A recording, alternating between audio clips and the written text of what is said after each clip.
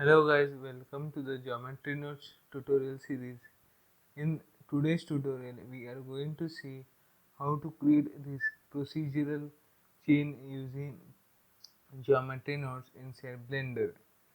So first of all, I will go to the top view, delete the default cube and start by modeling a chain link. For that, I will add a Bezier circle. Then I will select these two middle points and scale them down a little bit. After that, go to the Object Data Properties tab, open the Geometry section and increase the depth value to around 0.05. Now we have the basic chain link shape ready. Next, I will rename this object as chain link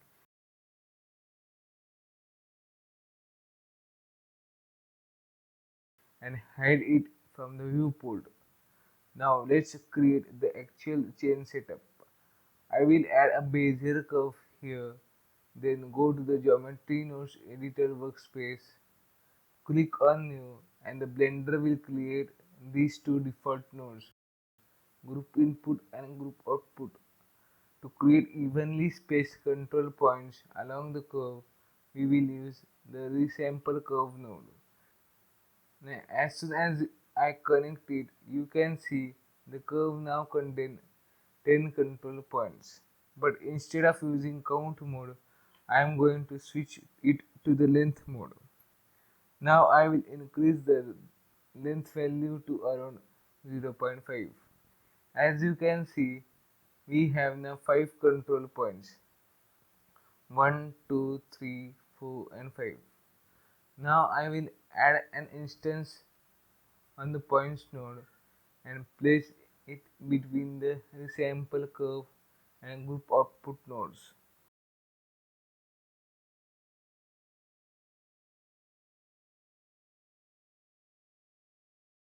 Next, add an object info node.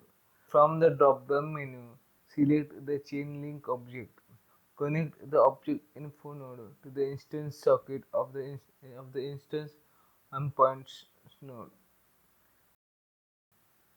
As soon as I connect this, the chain link appear and on all the points. And as you can see, there are 5 chain link objects because we currently have 5 control points. But right now they are not properly aligned along the curve.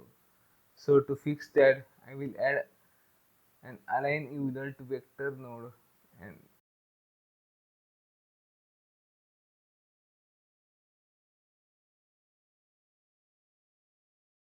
then I will take a curve tangent node and connect it to the vector socket of the align user to vector node.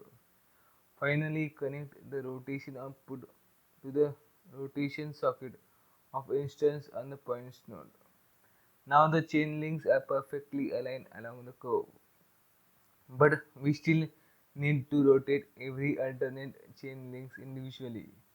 So for that, I will add another node called rotate Euler. Disconnect the previous rotation connection and connect the align Euler to vector node into the rotation input of the rotate Euler node.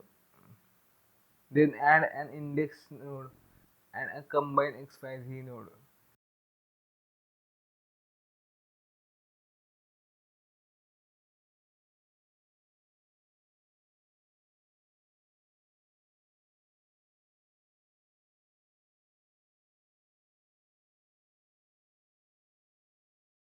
Connect the index node to the X input of the combine XYZ node and then connect combine XYZ to the rotate Euler node.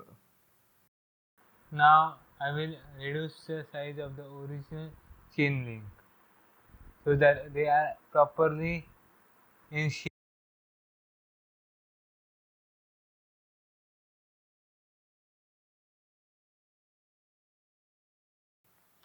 Now let me explain why we are using the index node here.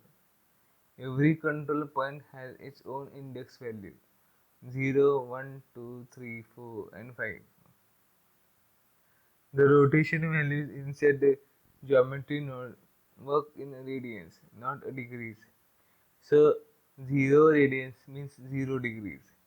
1 radians is approximately 57 degrees. That means every next chain link gets rotated progressively based on its index value. And because of that, each chain link rotates individually along its own axis, creating the proper interlocking chain effect. Also, make sure to enable the local space option here, and that's basically how you can